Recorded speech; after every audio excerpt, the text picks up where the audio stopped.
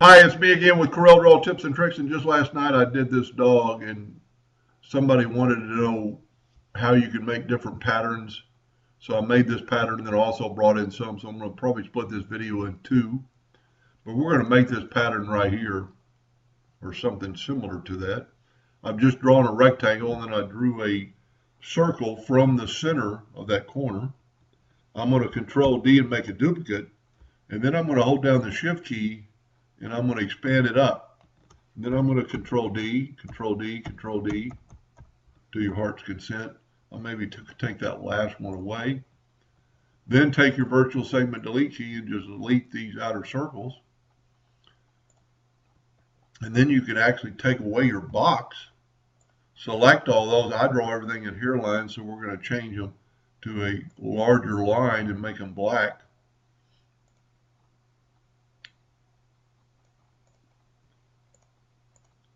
And there you go. And then Control D. Make sure I did that. Yep. Select it all. Control D. Hold down your control button and flip it. And then you can do anything you want. Control D and flip it again. And that in itself is a pretty cool pattern. You could always change it and make it different. Let's make a duplicate of that. Control D. Now let's grab half of it, and while holding down the control button so it'll be equal, kind of get it like right there, and there's your totally different pattern. Then to use this on this part of the dog, let's group it together. Let's bring it over toward this dog. Let's make it a little bit smaller.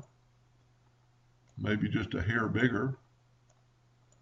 And once it's grouped together, you can select it, go to arrange, or go to arrange, power clip, place inside frame, and there you have a completely different pattern for that dog.